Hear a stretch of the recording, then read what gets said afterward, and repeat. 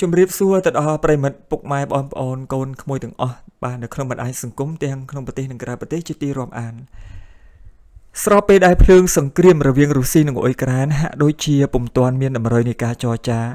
ដើម្បីឈានទៅរកសុខសន្តិភាពនោះលោកដូណាល់ត្រាំប្រធានាធិបតីសហរដ្ឋអាមេរិកដែលទទួលបាននៅតំណែងថ្មីបានប្រែក្លាយជំនួយរបស់លោកโจ Biden អតីតប្រធានាធិបតីសហរដ្ឋអាមេរិកកាលពីអាណត្តិកន្លងទៅនេះទៅជាសំណងដោយតម្រូវឲ្យលោកប្រធានាធិបតីនៃប្រទេសអ៊ុយក្រែន Zelensky ចុះហត្ថលេខាលើកិច្ចព្រមព្រៀងក្នុងន័យសហប្រតិបត្តិការរុករករ៉ែក្រោមដីក្នុងប្រទេសអ៊ុយក្រែនដោយទទួលបាននូវផលប្រយោជន៍ស្មើគ្នាសំណើរបស់លោកប្រធានាធិបតីសហរដ្ឋអាមេរិកត្រូវបានលោកប្រធានាធិបតីនៃប្រទេសអ៊ុយក្រែនបដិសេធពុំព្រមទទួលយកជាដាច់ខាតដែលនាំឲ្យកើតមានការខឹងសម្បារយ៉ាងខ្លាំងពីសំណាក់លោកប្រធានាធិបតីលោកប្រធានាធិបតីរងសហរដ្ឋអាមេរិកចំពោះពាក្យពេចន៍និងអេរយាប័តពុំគួរគប្បីរបស់លោកប្រធានាធិបតីអ៊ុយក្រែននៅចំពោះមុខរូបលោកទាំងពីររួមទាំងមន្ត្រីមួយចំនួនដែលមានវត្តមានក្នុងកិច្ចប្រជុំផងដែរហេតុអ្វីបានជាសហរដ្ឋអាមេរិកពុំហ៊ានធានានៅសុខសន្តិភាពជូនអ៊ុយក្រែនឲ្យរួចផុតពីការឈ្លានពានរបស់រុស្ស៊ីតើសហរដ្ឋអាមេរិកញញើតរុស្ស៊ីពិតដែរឬទេតើនឹងមានរឿងអ្វីកើតឡើងប្រសិនបើអ៊ុយក្រែនព្រមចុះហត្ថលេខាលើកិច្ចព្រមព្រៀងជាមួយសហរដ្ឋអាមេរិកពីរឿងធនធានរ៉ែក្រោមដីនោះវត្ថុបំណងដ៏សំខាន់មួយនៅក្នុងចំណោមវត្ថុបំណងជាច្រើនដែលរុស្ស៊ីមានចំពោះអ៊ុយក្រែននោះគឺធនធានរ៉ែដ៏មហាសាលនិងមានតម្លៃដែលកប់នៅក្នុងដីនៃប្រទេសអ៊ុយក្រែនដែលរុស្ស៊ីមានមហិច្ឆតាចង់ធ្វើការផ្លាស់ប្ដូរទីតាំងស្ថានភាពសេដ្ឋកិច្ចនិងអំណាចផ្នែកបច្ចេកវិទ្យាយានអវកាសរបស់ខ្លួនឲ្យឈរនៅចំចំណុចកំពូលនៅក្នុងថ្ងៃអនាគតធនធានរ៉ែដ៏មានតម្លៃរបស់អ៊ុយក្រែនគឺអាចសម្រេចបាននូវមហិច្ឆតារបស់រុស្ស៊ីប្រសិនបើរុស្ស៊ីវាយអ៊ុយក្រែនបែកហើយធ្វើការផ្លាស់ប្ដូររបបសង្គមឲ្យស្ថិតនៅក្រោមនឹមត្រួតត្រារបស់ខ្លួននោះសហរដ្ឋអាមេរិកយល់ជ្រួតជ្រាបបានច្បាស់ពីវត្ថុបំណងនិងចេតនារបស់រុស្ស៊ីក្នុងការឈ្លានពានអ៊ុយក្រែន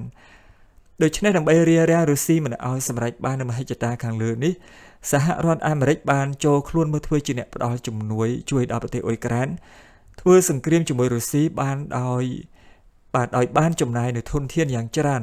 បាទក្នុងរឿងនេះមានទាំងជំនួយផ្នែកហិរញ្ញវត្ថុកងទ័ពគ្រឿងសព្វាវុធនិងយានសម្រាប់ដឹកកងទ័ពធ្វើចម្បាំងជាដើមសហរដ្ឋអាមេរិកបានប្រើយុទ្ធសាស្ត្រធ្វើឲ្យរុស្ស៊ីចុះទុនខ្សោយដោយយកអ៊ុយក្រែនធ្វើជាកូនអុកធ្វើសង្គ្រាមជំនួសខ្លួនព្រោះសហរដ្ឋអាមេរិកពុំអាចប្រកាសធ្វើសង្គ្រាមតទល់ជាមួយរុស្ស៊ីបានជាដាច់ខាតហើយសហរដ្ឋអាមេរិកក៏ឆ្លៀតឱកាសនេះដើម្បីពិនិត្យមើលគោលជំហររបស់រុស្ស៊ីចំពោះជំនួយដែលខ្លួនមានចំពោះអ៊ុយក្រែននេះព្រោះចង់ដឹងថារុស្ស៊ីមានការបន្ទន់អេរយាប័តអោនលំទោនចំពោះខ្លួនខ្លះទេនៅពេលដែលបានដឹងថាខ្លួនបានលូកដៃចូលជួយអ៊ុយក្រែនយ៉ាងដូចនេះនោះប៉ុន្តែផ្ទុយពីការរំពឹងទុករុស្ស៊ីពុំត្រឹមតែពុំផ្លាស់ប្ដូរអេរយាប័តប៉ុណ្ណោះទេផ្ទុយទៅវិញរុស្ស៊ីរឹតតែប្រឹងប្រែងនឹងបញ្ចេញសាច់ដុំរបស់ខ្លួនកាន់តែខ្លាំងឡើងក្នុងន័យចង់បញ្ជាក់ប្រាប់សហរដ្ឋអាមេរិកថា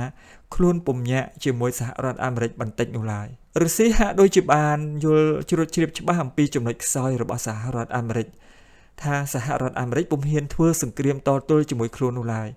ព្រោះរុស្ស៊ីគឺជាប្រទេសមួយដ៏គ្រោះថ្នាក់អាចកំបាំង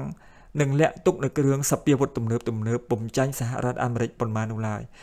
បើមានសង្គ្រាមកើតឡើងរវាងប្រទេសទាំងពីរមែននោះលទ្ធផលគឺវិនាសទាំងសងខាងមានទៅមានមករុស្ស៊ីដែលពុំមែនជាប្រទេសមហាអំណាចទី1ត្រួតត្រាពិភពលោកពេលជួបរឿងវិនាសដោយសារសង្គ្រាមដូច្នេះត្រឹមតែរបួសផ្លូវកាយប៉ុណ្ណោះចំណែកឯសហរដ្ឋអាមេរិកវិញគឺរបួសទាំងផ្លូវកាយនិងផ្លូវចិត្តព្រោះបន្ទាប់ពីសង្គ្រាមចប់តំណែងជាប្រទេសមហាអំណាចត្រួតត្រាពិភពលោកនឹងត្រូវរបូតពីដៃហើយប្រទេសដែលអង្គុយរងចាំត្រង់យកផលប្រយោជន៍ពីរឿងនេះដោយពុំចាំបាច់ធ្វើអ្វីសោះនោះគឺប្រទេសចិនដែលជាប្រទេសមហាអំណាចមួយដែរនោះ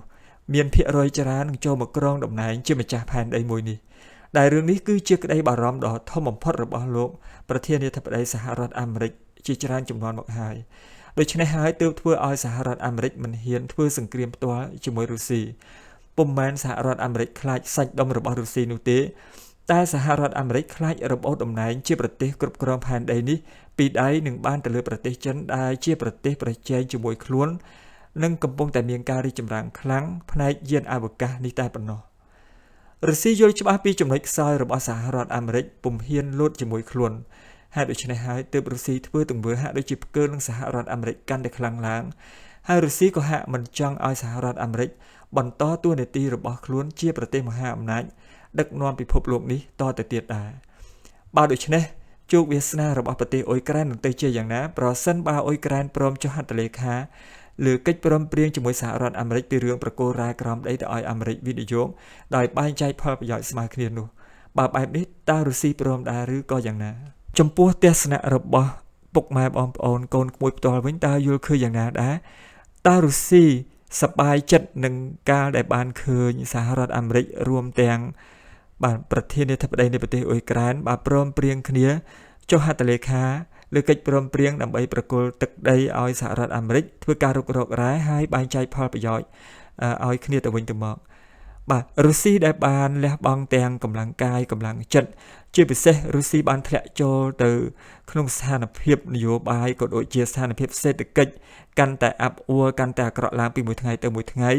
ក៏ព្រោះតែការធ្វើសង្គ្រាមជាមួយនឹងអ៊ុយក្រែនបាទរុស្ស៊ីកើតនៅវិបត្តិសេដ្ឋកិច្ចការបង្កើនផលលើសបាទដោយសារតែផលិតផលនៅក្នុងស្រុកមានការកើនឡើងហើយពុំមានការនាំចេញលក់ដាច់ដោយការពីមុនបាទដោយសារតែប្រទេសមួយចំនួនដែលធ្លាប់តែប្រើប្រាស់នៅផលិតផលនាំចូលពីប្រទេសរុស្ស៊ីនោះបានធ្វើពហិការមិនប្រើប្រាស់ឬក៏មិនទទួលទាននៅរបស់ដែលផលិតដោយរុស្ស៊ីបាទដោយសារតែបញ្ហាដូចនេះហើយទើបធ្វើឲ្យរុស្ស៊ីត្រូវជួបនៅវិបត្តិសេដ្ឋកិច្ចព្រោះខ្លួនត្រូវចំណាយធនធានយ៉ាងច្រើននៅក្នុងការធ្វើសឹកសង្គ្រាមជាមួយប្រទេសអ៊ុយក្រែនបាទឃើញថាចំណូលមានតិចជាងចំណាយដូច្នេះសហភាពសូវៀតត្រូវធ្វើរឿងមួយចំនួនដើម្បីស្ដារសេដ្ឋកិច្ចរបស់ខ្លួនឡើងវិញបាទដូចជារឹបអូសយកទ្រព្យសម្បត្តិពីក្រុមហ៊ុនធំៗដែលតាំងទីលំនៅនៅលើទឹកដីរបស់ខ្លួនបាទដូច្នេះនេះយើងឃើញថាវាជាវិបត្តិដែលកើតចេញអំពីការធ្វើសឹកសង្គ្រាមបាទដូច្នេះជោគវាសនារបស់ប្រទេសអ៊ុយក្រែននឹងទៅជាយ៉ាងណានោះគឺយើងមិនទាន់បានដឹងច្បាស់លាស់នៅឡើយនោះទេបាទក៏ប៉ុន្តែយើងអាចនិយាយបានថាអ៊ុយក្រែនពេលនេះបាទគឺកំពុងតែស្ថិតនៅក្នុងស្ថានភាពគ្រោះថ្នាក់ជាទីបំផុតបាទបើយើងយកស្ថានភាពនយោបាយនៅក្នុងប្រទេសអ៊ុយក្រែនយកមកបកស្រាយតាមបាទពាក្យចាស់របស់ខ្មែរយើងដែលបានពោលឡើងមកគឺពិតជាត្រឹមត្រូវមែនទែនបាទគឺបានលើកឡើងមកថាបាទចុះទឹកក្រពើឡើងលើខ្លាចូលព្រៃបន្លាចូលផ្សារប៉ូលីសយើងឃើញថាស្ថានភាពរបស់ប្រទេសអ៊ុយក្រែននៅពេលនេះគឺកំពុងធ្លាក់ចូលទៅក្នុងសភាពដុនដាបយ៉ាងខ្លាំងបាទប្រសិនបើលោក Zelensky នៅតែបន្តលើគោលជំហរបាទធ្វើសង្គ្រាមជាមួយរុស្ស៊ីទៀតនោះផលវិបាកនឹងកាន់តែកើតមានខ្លាំងឡើងចំពោះជាតិរបស់លោកនឹងក្លាយទៅជាប្រទេសដែលជំពាក់បំណុលគេកាន់តែខ្លាំងឡើងប្រសិនបើលោក Zelensky បន្ទន់អេរយាប័តងាកទៅខាងសហរដ្ឋអាមេរិកហើយព្រមចុះកិច្ចសន្យាលើកិច្ចព្រមព្រៀងដែលតាក់ទងជាមួយនឹងរ៉ែក្រោមដីនោះរុស្ស៊ីមុខជាមិនអាចទទួលយកបាននោះឡើយរុស្ស៊ីដែលបានខិតខំចំណាយទាំងកម្លាំងកាយកម្លាំងចិត្តជាពិសេសធនធានដ៏ច្រើននៅក្នុងការធ្វើសឹកសង្គ្រាមជាមួយនឹង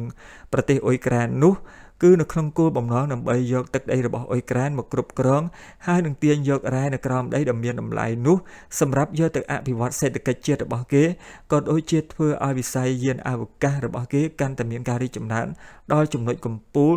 ដែលអាចនិយាយបានថាមានមហិច្ឆតាវាឲ្យដាច់ប្រទេសទាំងឡាយដែលមានការរីកចម្រើនខាងវិស័យយានអវកាសនេះនៅក្នុងថ្ងៃអនាគតបើរុស្ស៊ីមានមហិច្ឆតាធំយ៉ាងដូចនេះទៅហើយនោះសួរថាតើរុស្ស៊ីអាចឈរអបដៃមើលសហរដ្ឋអាមេរិកនិងអ៊ុយក្រែនសហការគ្នាទាញយករ៉ែដ៏មានតម្លៃនៅក្នុងទឹកដីអ៊ុយក្រែនដែលរុស្ស៊ីបានសម្លឹងទុកតាំងពីយូរមកហើយនោះដែរឬទេបើដូច្នេះសង្គ្រាមរវាងរុស្ស៊ីនិងសហរដ្ឋអាមេរិកពីរឿងដណ្ដើមរ៉ែនៅក្រោមដីរបស់ប្រទេសអ៊ុយក្រែននោះអាចកើតមានឡើងដែរឬយ៉ាងណាសហរដ្ឋអាមេរិកនឹងប្រើយុទ្ធសាស្ត្រអ្វីដើម្បីទប់ស្កាត់កុំឲ្យកើតមានសង្គ្រាមរវាងខ្លួននិងរុស្ស៊ីនៅវីដេអូក្រោយខ្ញុំនឹងលើកយកបញ្ហានេះមកធ្វើការវិភាគជាបន្តសម្រាប់ពេលនេះបាទសូមអរគុណសូមជម្រាបលា